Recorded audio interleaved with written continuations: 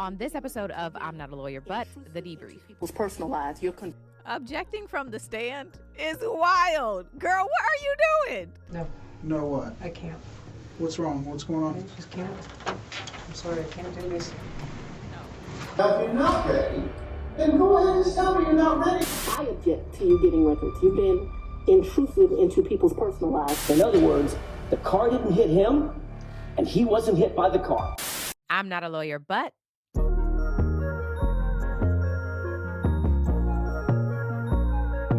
Are y'all keeping up?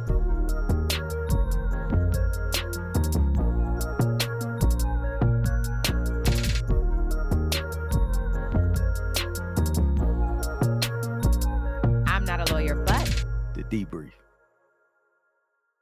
hello and welcome to another episode of I'm Not a Lawyer, but my co-host isn't here to say the debrief. So I'm not a lawyer, but the debrief. You're getting me today. My co-host, who is also my husband, if you don't know, is on set filming. So we're going to do a wrap-up episode of the debrief where I kind of go over some of the cases that I've covered this year, some memorable moments from those cases. If you've been along the ride with me on this podcast or just like on my platforms, the I'm Not a Lawyer, but platforms, we've covered a ton of stuff. So these are going to be some memorable moments. Some of them are funny. Some of them are not, because of course we cover some very serious cases. So I hope this is as entertaining to you as it, I hope it to be for me and for you. So let's get into it. We're going to start with, Fani Willis. If you are unaware, Fani Willis is the district attorney in Fulton County District Attorney. She is who brought the indictment against YSL. She's brought the indictment against Trump and the folks for stealing the election. She's done a lot of things. And what happened earlier this year is Ashley Merchant, actually, if you're unaware, Ashley Merchant is an attorney in Atlanta, and she is representing one of the defendants in the Trump RICO case. So Fani, of course, bought this indictment, and the attorney, Ashley Merchant, filed a motion to basically have Fani Willis and Nathan Wade, who is a special prosecutor, recused from the case. She alleged that they had a relationship and that there was some money exchanges, which she says created a bit of a conflict for her prosecuting this case and for Nathan Wade being the special prosecutor. So there ended up being this hearing, okay? And I'm going to show some clips from it. But if you didn't watch it, you have to go on my platform and try to find the recap, because that case, that hearing was absolute chaos. It was insane. But here are some moments from that hearing. It is Ashley Merchant asking Fani Willis on the stand, asking her some questions. So just watch, child. Let me rewind. Would they take Mr. Wade to and from wherever you laid your head? That has never in the history of ever happened. Ever, okay? Your security team has never taken him? From my house? That's a lie. I'm asking if they've ever taken him anywhere. And I'm telling you that that's never happened. So your security team has never taken Mr. Wade My security team has never taken Mr. Wade from any place where I have lived and brought him here. Never. Not once. Not ever. So your office objected to us getting Delta records for flights that you may have taken with Mr. Wade. And, well, no, look. I object to you getting records. You've been intrusive into people's personal lives. Objecting from the stand is wild. Girl, what are you doing? Okay, I'll keep going. Confused. You think I'm on trial. These people are on trial for trying to steal an election in 2020. I'm not on trial, no matter how hard you try to put me on trial. So my question was, do you have any problem? I object to getting any personal records of mine. We're not dealing with privilege through a witness. Has he ever visited you at the place you laid your head? So let's be clear, because you lied in this. Let me tell you which one you lied in. Right here. I think you lied right here. No. This is the truth. Judge, and it is a lie. It is a lie. Ms. Willis? Mr. Sena, thank you. We're going to take 5 minutes. Be back in 5. Did Mr. Wade visit you at a place where you were living between 2019 and 2021? So you want to start with the lie that he lived with me in South Fulton in 2019, a home he's never been to. That's one lie you told in your document. No. Judge, I didn't ask her about that. And I didn't ask about living. But you put in your, while we're talking about professionalism, while we're talking about professionalism, she put in 3 different documents he lived with me. Full opportunity to respond. He's never been to South Fulton. In 2019, I lived in South Fulton. He has never been to my residence in 2019, ever, not once. In 2019, he's never been to your residence, any place. I lived in my home in South Fulton before I started getting the threats that were here, a house I paid for with my own sweat and tears. I'm no longer able to live there. But in 2019, I did. And in the 2 months of 2019 that I knew Mr. Wade, 3 months, the beginning of October, all of November, and all of December, Mr. Wade never came to my house in South Fulton. Let me help you out. I lived there in 2020. He never came to my house in 2020, let alone live with me, as you put falsely in these documents. Mr. Wade never came to South Fulton, and it is certainly a lie that he lived with me. 2020. So much time. Did Mr. Wade ever visit you at a place that you resided? He has never been to my home in South Fulton. He never visited, lived at, came to, or has seen South Fulton. You qualified that with your home in South Fulton. That's where I lived in 2020. 2020, did he ever visit you at a place that you resided? Okay. I don't understand. You're about to give me guys. And it's interesting that we're here about this money. Mr. Wade is used to women that, as he told me one time, the only thing a woman can do for him is make him a sandwich. We would have brutal arguments about the fact that I am your equal. I don't need anything from a man. A man is not a plan. A man is a companion. And so there was tension always in our relationship, which is why I would give him his money back. I don't need anybody to foot my bills. The only man who's ever foot my bills completely is my daddy. Is there anything else you would like to add to that? No. Sure. But I'm sure we'll talk about it further. So let's talk about the California trip. Now, Is that when you were moving your daughter out to California? When you all went, or did you have 2 trips to California? my daughter doesn't live in California. Did she ever live in California? I'm not discussing to you the location of my child. So how many times did you go with Mr. Wade to California? Once. And you all stayed in Napa Valley, and he paid for the plane tickets and the hotel? He paid for the plane tickets and the hotel. And what did you pay for on that trip? I gave him much less cash that time, probably $400 or $500, and then I paid for a bunch of stuff. I think we did 2 different wine tours that you do, which are pretty expensive.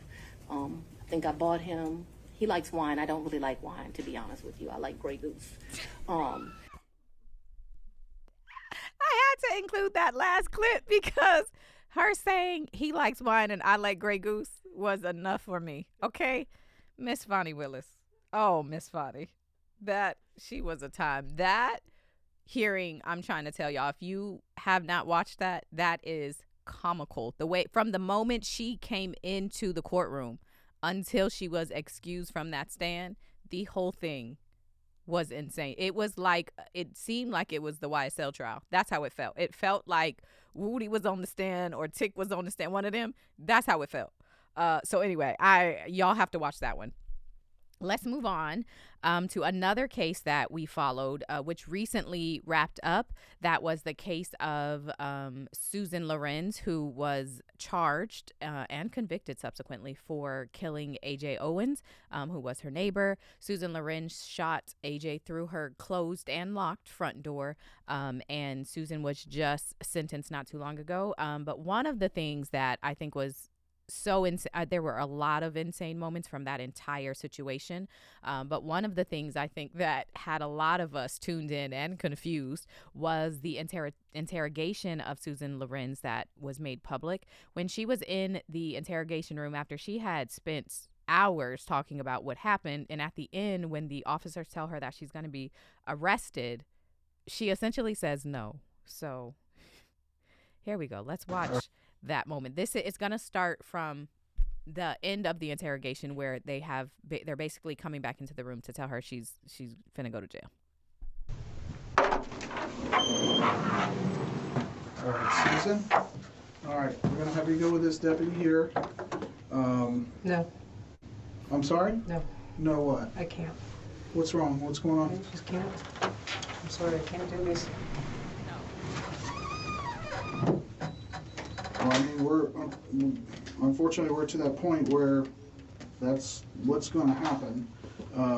Obviously, this isn't a conviction. This is you being charged, and then you're gonna have your day in court to present your side of the story. Okay, so you're gonna go with this deputy. No, I'm not. You're gonna be booked in No, I'm not. and fingerprinted. No. They're gonna take your pictures, and then you will have an arraignment in the morning. I'm not going. I'm sorry. Imagine telling an There's a officer. phone down there. You'll be able to call I'm whoever good. you need to call, right there in booking. I'm not going. But Susan, we are going. There's no change in that now. You're under arrest. In fact, we can probably go ahead and put handcuffs on her. Yeah. Let's Come on, let's Susan, get you stand up. handcuffed. No, Stand up. no, don't touch me. Susan, Stand up, Susan. don't, No, Listen, sorry, I can't It can do go this. one I of two can't ways. do It can this. go an easy way or it can go a really hard way. I'm sorry. We don't want it to go the hard way. I'm so sorry. I Susan, can't put do yourself in our position. There's no choice in this. You're going over there. this. I'm sorry, I can't do this. Susan, you understand that from the point of the story that you've given us, that by refusing and resisting, that it's making you look bad, okay? I'm And sorry, I understand just your can't. reluctance to I don't want to feel go. good. I just can't do Okay, this. well, they have medical staff over there As soon that as can you get over assist there, there's a you. nurse right in the front. They can, No. you give them the can't prescription do this. medications that you're taking, all that. They will assist you in making sure that you get the care you need. No, But I can't we're do going this. over there, okay? You're I gonna go can't. over there and, I just can't do this. okay, well, Come on, Susan, stand up. if we we don't have have, time to Seriously, debate. I can't do this. okay, but do you understand that you're under arrest and you're I gonna be understand taken to I'm the under jail arrest one now. way or another, okay? I don't care. Susan, I just can't do this. I'm sorry. I don't. What you're saying and doing right now is not reasonable. I know it's not There's been reasonable, but I people- just can't do this. So when you So- say it's not reasonable, that doesn't make sense to me. I understand. I just can't do this. I'm sorry. Okay. Then this is why we're in this position here, Susan, is because the decisions you make are not reasonable. You make just like what I'm we're sorry. experiencing right now. I'm sorry. I just can't do this. I can't do this. I've had people sit in this chair that have done things and they get up, they walk out on their own accord. They've done some really bad things. Okay, you're not the only person, but I need you I to. just feel horrible. I can't do this. Okay, well, we're going to go to the jail. There's no changing this. There's no stopping it. I don't care. Kill me. We're not going to kill anybody. We're going to take you to the jail. We'd rather you walk on your own. We'd rather you just walk down there. It'd be so much better for everybody if we could just walk down Can there. you just stand up for me? No. So what do you plan on sitting here the rest of the night? I don't know what I'm going to do. I'm probably going to die of a heart attack. Well, like I said, they have medical staff over there. We want to be able to get you over The there. quicker we get you over there, the quicker someone over there that's in medical can see you. No, I just can't do Susan, this is what's gonna happen. We're gonna put you in handcuffs, and if we have to forcefully bring you out there, that's what we We're have to gonna do, do because that. we're I obligated really don't want to take you to the jail now, okay? Thank you for this. standing up. Sorry. I just. I understand that. So put your hands behind your back for me.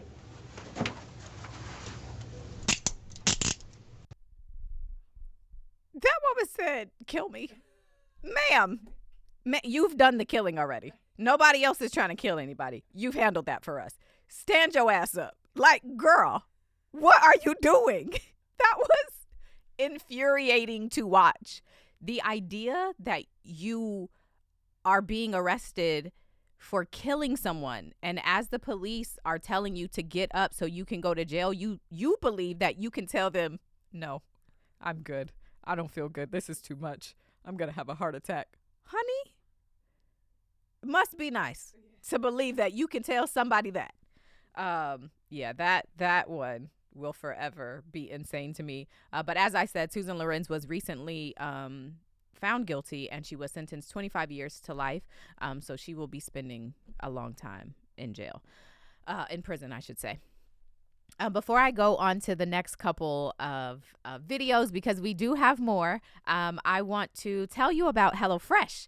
With HelloFresh, you get farm fresh, pre-proportioned ingredients and seasonal recipes delivered right to your doorstep. Skip trips to the grocery store and count on HelloFresh to make home cooking fun, easy, and affordable. That's why it's America's #1 meal kit. It's the holiday time, but with how busy everything is, I personally am always looking for ways to stress less, and HelloFresh helps make mealtime manageable, saving you from searching recipes for all of that grocery shopping. Just pick your meals and everything you need is delivered right to your doorstep. If you're traveling for the holidays or just too busy to cook at home, you can easily skip a week's delivery if you need to. There really are commitments. I want to say, obviously, I cover trials many days. I'm doing a podcast. I'm trying to go to the courthouse today.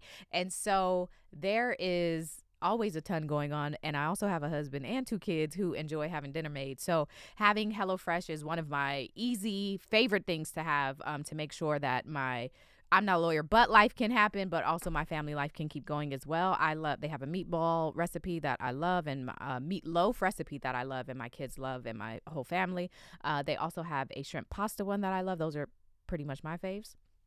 But they have so many options, and even if you have some dietary restrictions, they allow you to kind of play around with what meals you want to have and what days you want to have them delivered. It's a whole thing. It's absolutely my favorite.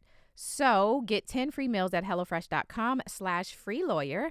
Applied across 7 boxes. New subscribers only. Varies by plan. That's 10 free HelloFresh meals. Just go to HelloFresh.com/freelawyer. I don't have my co-host to say free lawyer after me.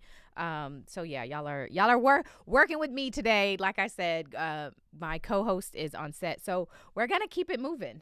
Let's go to the next case that we covered this year. This one was a really sad one. I feel like I'll probably never forget this case. I started covering it, I think, on my old podcast, which is called Under the Reported. I still have some of those episodes up. But it is the trial of Jaylen Brazier, who was charged for killing his cousin, his 17-year-old cousin. Her name was Zion Foster. According to him, she had come over.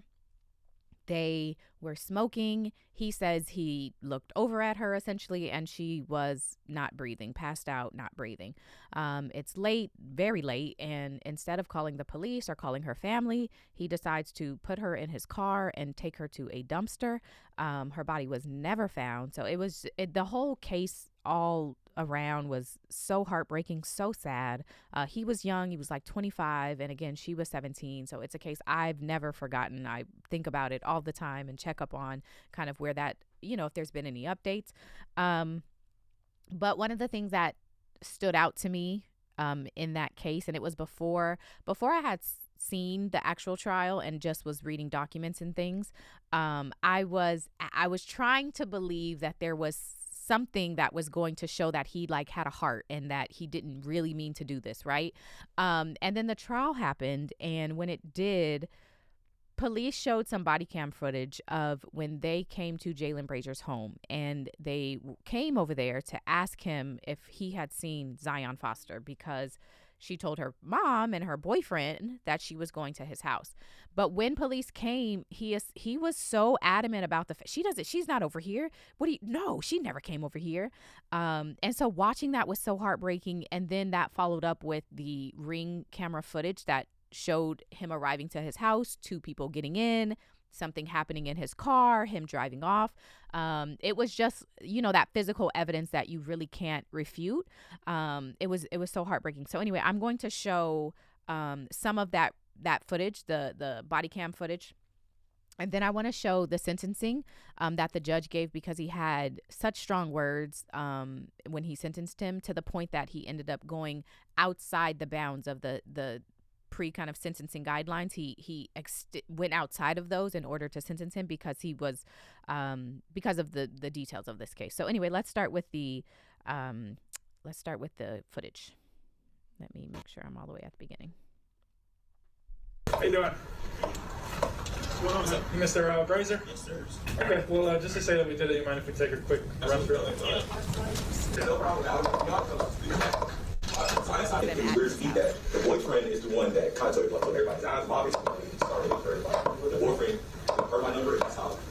That's directly across the street. They went to the house. It's an old ass people stayed there. So I'm assuming she had to come this way because she has been here before. So they're not going to ping. We are still with air tags. But he gave us his address, right?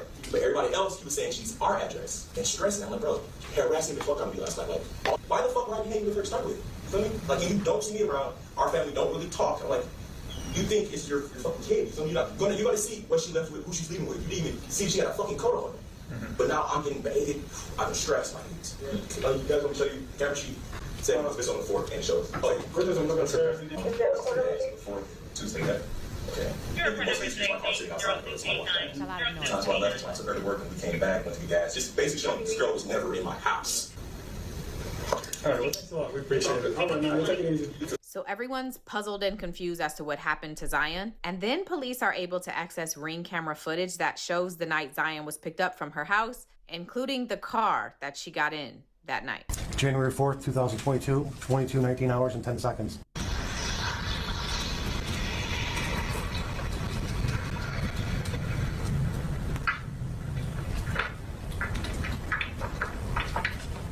So police are able to connect that 2005 white Acura that pulled up to Zion's house back to Jaylen. And do you recall which side of the duplex Mr. Brazier resided at? The left side, the most left tree.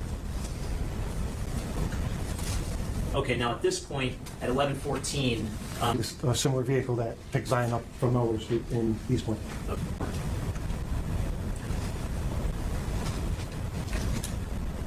An individual at the front door. Okay, how many? Two.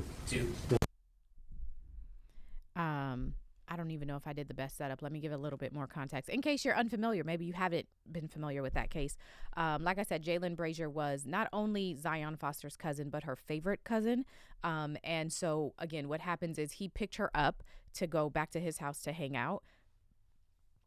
But when she ended up never coming home and, you know, her mom is freaking out, they end up calling him. And he says that basically Zion lied. She never came to his house that night. And he in that clip that I was showing that was kind of going pretty fast, but he was telling police she lies all the time. And I don't know why would I'm a grown adult. Why would I be hanging out with this kid? Like, that's crazy. That never happened. So he really was trying to convince them. He's trying to show them the ring footage that he had very clearly altered, the footage inside his house. He had altered all of this to take out the parts when she was there.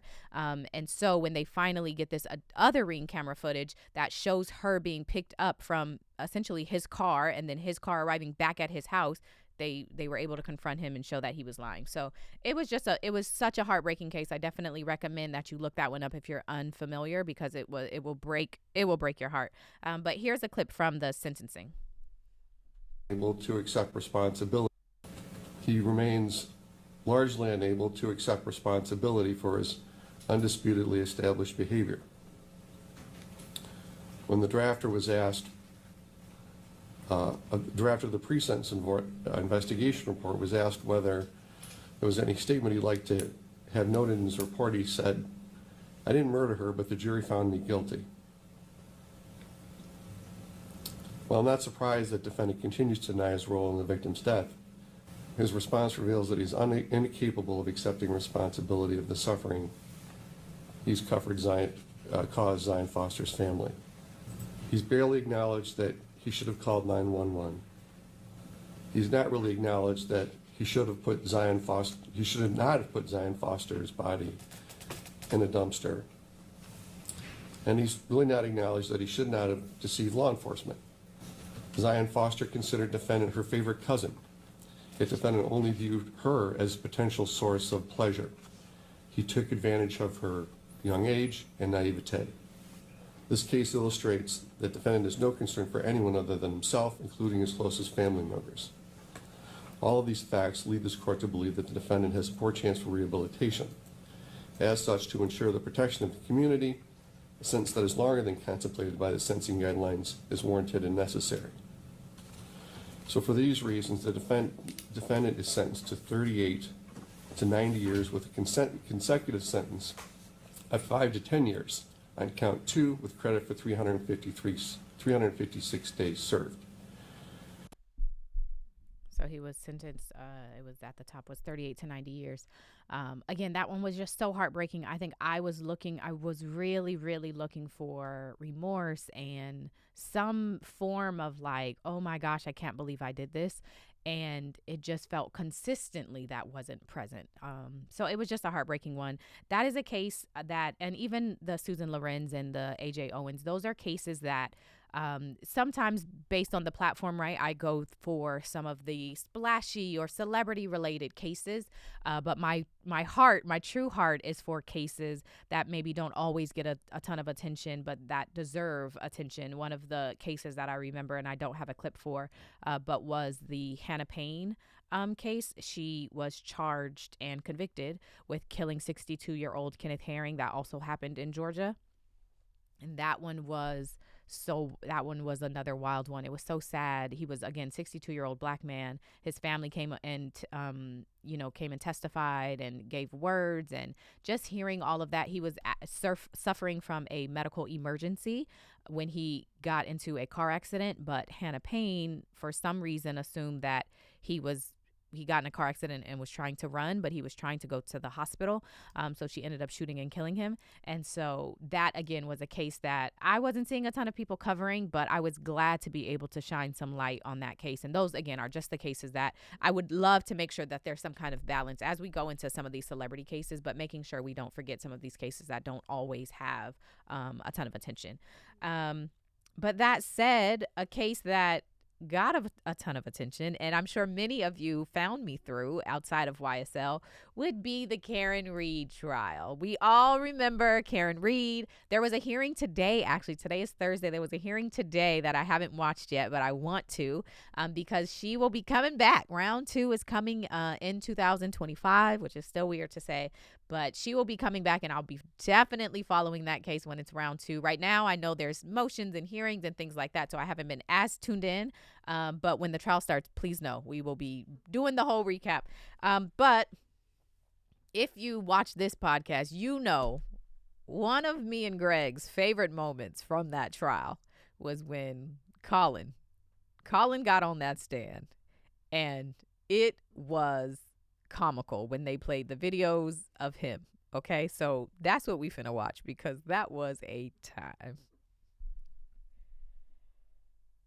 See a couple. Mr. Albert, you stay right where you are. We're going to see a couple of short videos, and then Mr. Jackson will ask you questions, and then Mr. Lally will ask you questions. Yo, you're hitting boys. I will beat all your asses. I promise you, I will fuck you all up. Pull up, bitch. Okay, and the next one, please. You're a bitch, bro. Fuck you. Fuck you.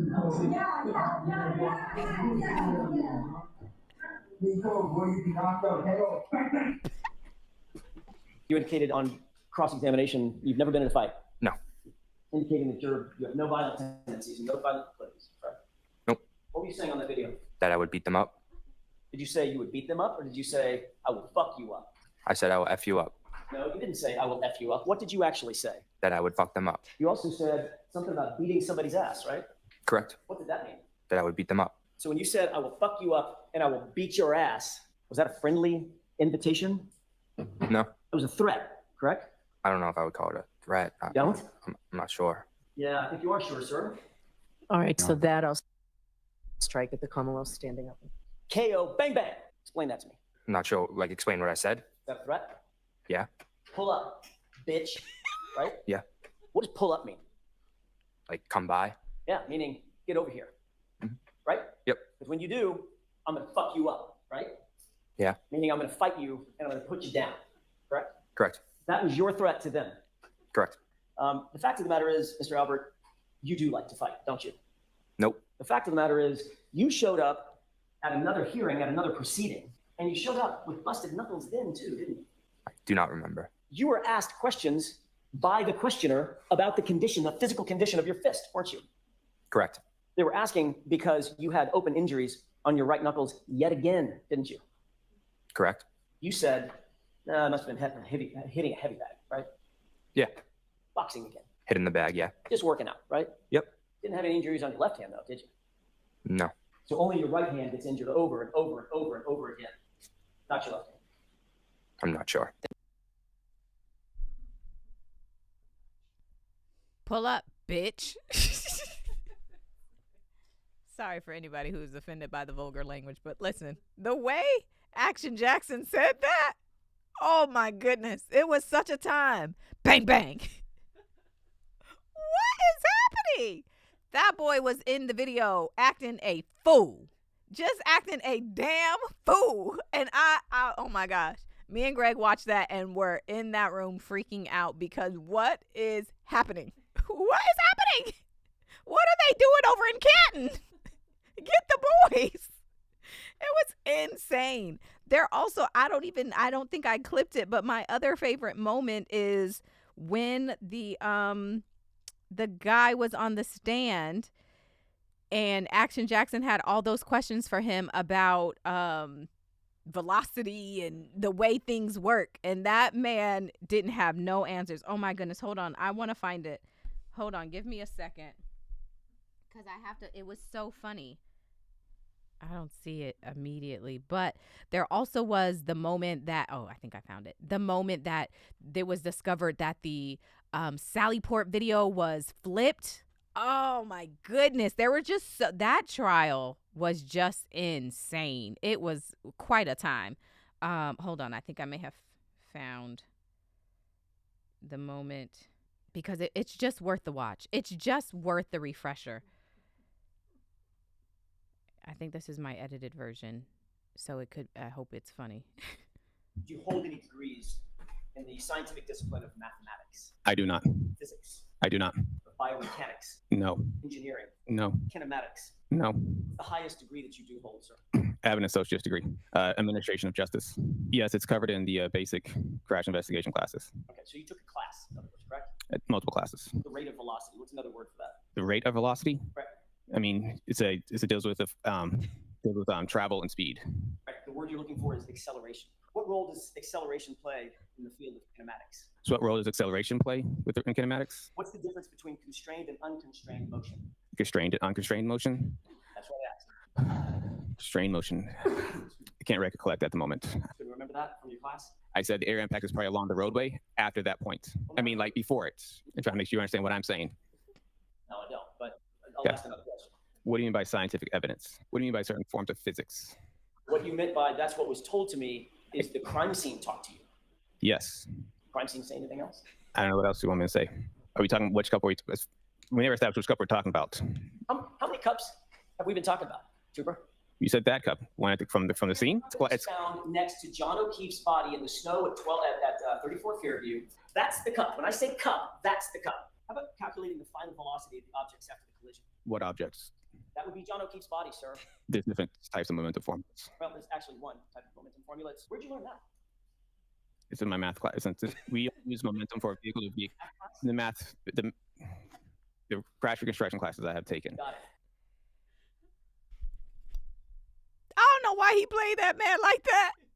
Joe Paul got on that stand and he was a reconstruction expert.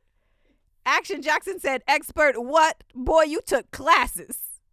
Did you learn that in your class? Why did he embarrass him like that? Oh my goodness. If they bring him back for round 2, that's stupid. He don't need to come back for round 2. That's not a good idea because Action Jackson gonna do the same thing. He is gonna do the same thing. Was it in your class? So you took a class? Oh my goodness, what a time. That trial, part 2 on the way. We gonna be watching on this podcast. Okay, so y'all make sure y'all tune. We are going to be watching that. I cannot wait for that one. Okay, next is Alec Baldwin. That was a case that I didn't do recaps on my platform for, but we did watch and definitely watched the ending of that trial. And then we had the prosecutor from that case, the special prosecutor who was on that case. We had her on this show. So if you haven't watched that interview, you have to go watch the interview. It's again, it's uploaded. And she really broke down why she resigned essentially in the middle of that case on that last day when she realized what was happening. And getting her insight and her insight and her perspective was absolutely amazing. So I'm going to play, it's a bit of a long clip, but it's going to kind of lead up to what ends up happening. So if you're unfamiliar, of course, Alec Baldwin was charged because on the set of his movie, which is called Rust, a woman, Helena Hutchins, I think she was a cinematographer. She was killed. There was supposed to be a prop gun. He is, doing this rehearsal. He pulls the trigger, but instead of a fake bullet, a dummy bullet, it's a real bullet. And so it comes out of the gun, obviously, and kills her. It was a really, really sad and unnecessary situation. And so Alec Baldwin gets charged with manslaughter, but through the trial, it gets dismissed with prejudice. And the thing to know about this is if you're tuned in to kind of the Diddy stuff, and of course, Jay-Z was just named in a lawsuit, Alex Spiro is Jay-Z's attorney for that case. And that is also the attorney who represented Alec Baldwin in this case. So these clips are going to include Alex doing what he does. He was phenomenal in this trial. But just to kind of set you up for these clips, what happens is before the trial happens, a man named Mr. Teskey comes to the police station and says, hey, here are some bullets that I believe are connected to the bullet that was used to kill Helena Hutchins. The police and the prosecutor apparently take this evidence, but instead of inventorying the evidence, the bullets with the Rust case, they try to bury it. So they put these bullets that this Good Samaritan has brought in, they put it under a completely separate case.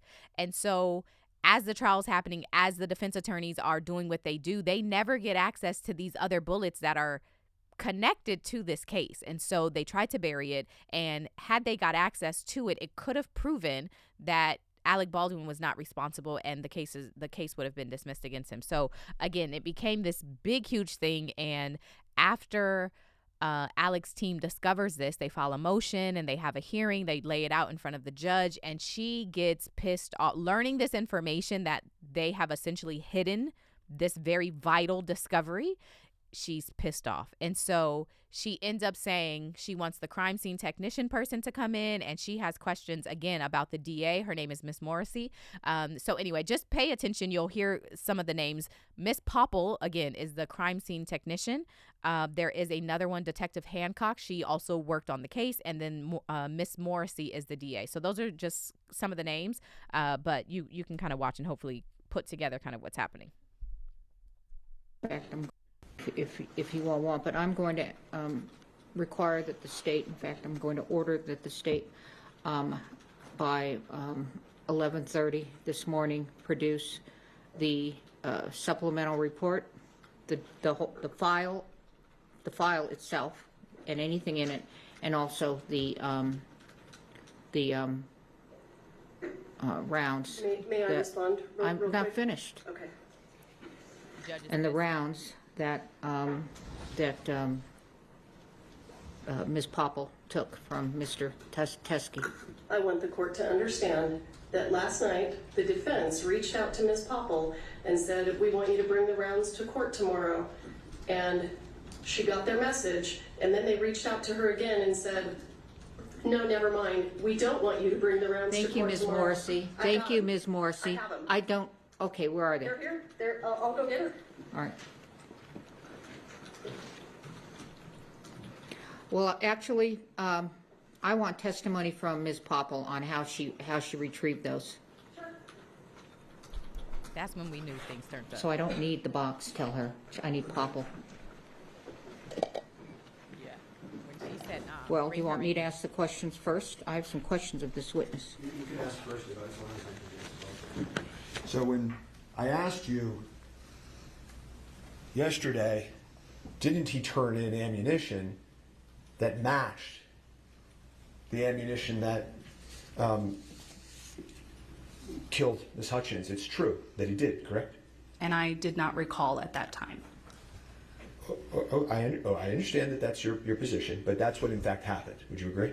I would not use the word match without there being an additional analysis. Well, who got to decide whether there would be additional analysis? That was not myself. It wasn't the defense, though, right? We didn't know about it. I don't know what you were aware of. Okay. Well, you know that we came to have an evidence viewing where we asked to see every single round that could be related to the Rust set, and this was hidden from us. You do know that. This was not hidden. This was not hidden? This was under a case number. It was documented.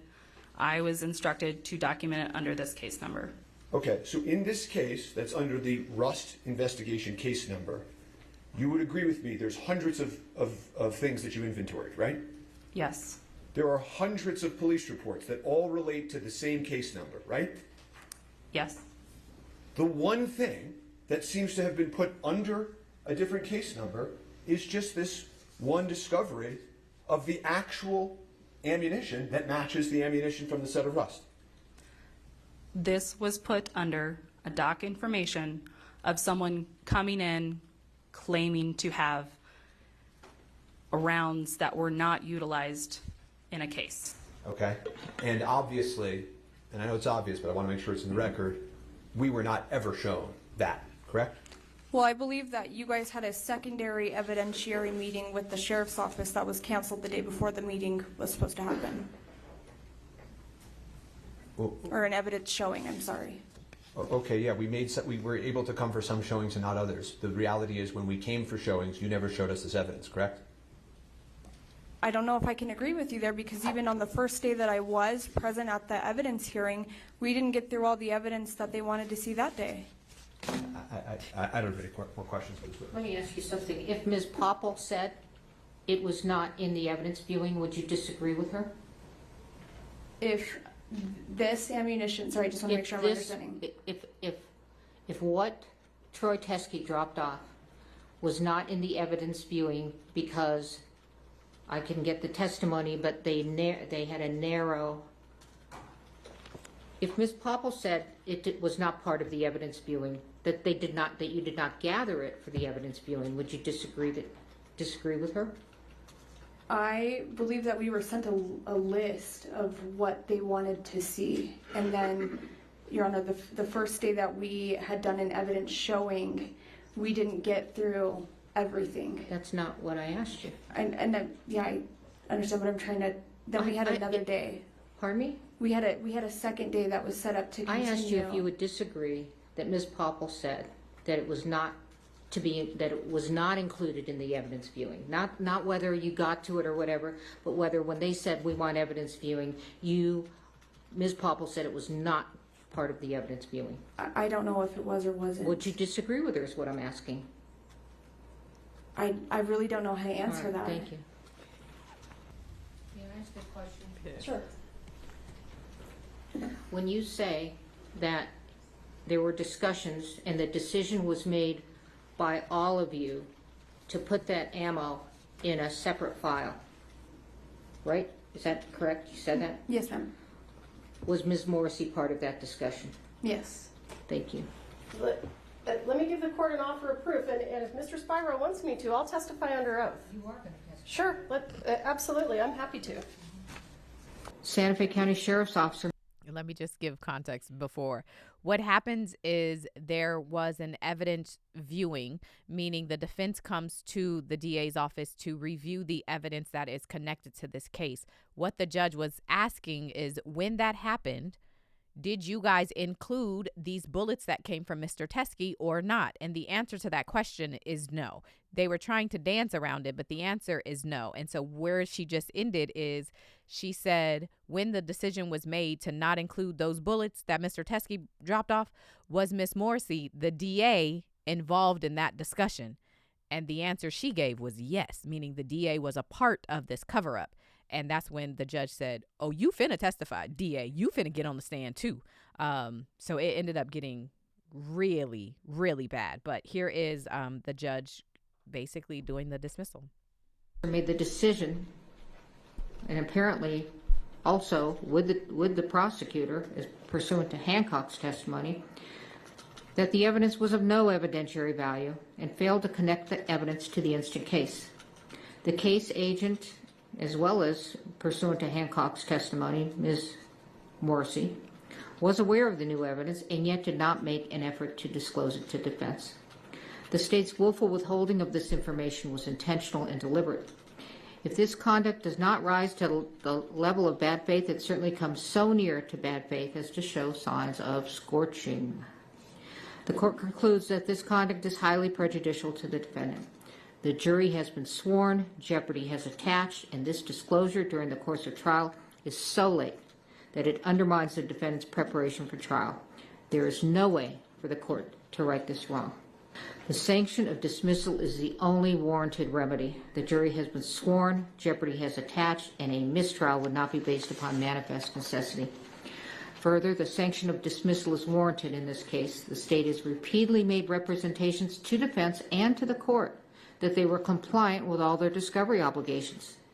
Despite their repeated representations, they have continued to fail to disclose critical evidence to the defendant.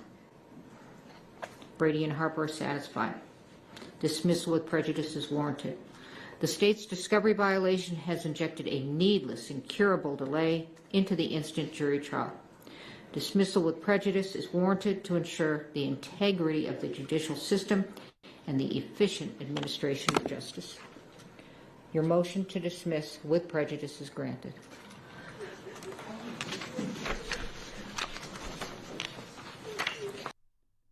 That was such a moment. I still get chills. It was such a moment. Like, it was shocking. Dismissal with prejudice is so rare for something like that. Oh my goodness. So the fact that that happened and everything that led up to that whole day was insane. It was so insane. If you have not watched, that's another one that you've got to watch. That even if you just watch that final day, everything about it was such a buildup. And again, it is something unheard like that. Just that does not happen very often at all. And Alex, again, that was Alex in that clip. So that is who is representing Jay. So we'll see. I mean, if this one goes to trial, it'll be federal, so we won't have any cameras. But that's who will be representing him, and he's done this for a long time. But a lot of people say that about Tony Busby as well. I'm not obviously as familiar with his cases, but if I find one, I'll be watching because I want to see how he gets down too. So anyway, that's the Alec Baldwin, and now we have arrived at the final one I want to talk about. This is, I don't even actually remember if it was this year. It could have been last year, low-key, but it's just worth highlighting because there was a recent update to this one. So this was the case of Franklin Ty Tucker. They called him Ty. It was a situation that happened in Florida from November of 2017. And basically, the state was alleging that Franklin Ty Tucker and another man entered into this home. They call it the treehouse murder because the home was a bit of a treehouse, essentially. It wasn't like house in the way that you think of house. But they went in there to rob these people. And in the process of that, they ended up stabbing one of the men that was in the house, and he ends up dying. So it turns into this murder trial. Franklin Ty Tucker was charged with robbery with a deadly weapon, aggravated assault with a deadly weapon, aggravated battery with a deadly weapon, robbery while masked, and tampering with evidence. So those were the things he was charged with. And Ty Tucker represented himself. He was a pro se defendant. And he was a time. Ty Tucker was late every day to court, first of all. And the judge was over it. That man was showing up late every single, and he had excuse. Sir, the traffic is so bad. I don't know what happened. It's the traffic. And then he would get there. He didn't know the process. He would be trying to object. He didn't know what he objected to. He was trying to have somebody in jail transported over to be a witness for him, but he didn't put in the paperwork. And he's like, I don't know how to can't we just have the sheriff bring him over? And the judge is like, no. It was such an interesting situation, but he is a person. He was like the first person that I was able to interview from like this newfound, I'm not a lawyer, but I don't know if it was him or if it was Bryson Boone Paul, but for sure the first defendant in person defending themselves that I was able to interview. So we end up having a great conversation. It was after there was a hung jury in his case, and so there was supposed to be a second trial. But what happened during that case is a man named Roger Rugged comes to the stand to testify. And Roger was there the night of the murder. He's there the night of the robbery. It turns into a murder, obviously, but he was there. And before I play this clip, a little bit of context is Roger talked about the fact that he had a very extensive history with drug and alcohol use and abuse. So keep that in mind as you listen to this clip. But this is Roger Rugged from the Ty Tucker case talking about the night that the robbery happened. Just get ready. Let me rewind. Two guys came up the steps, looked around the corner. They were wearing a skull mask, and they came up, and I stood up, and I go, "What the hell is this?" One of them nailed me, knocked me right back into the chair. Person took a knife and put it to my throat, or he put it right here in front of my face, and gave me the motion like this, don't want to hear that damn thing out of you, At some point, do you remember seeing Paula during this struggle? Oh yeah, she was sitting right there, getting beat up too. Any description as far as the size of these men? I could tell by the Swayzer who the one was. I knew the Swayzer, get that word right, Swayzer? Okay. His style, his walk, his talk. His swagger. He was trying to say his swagger.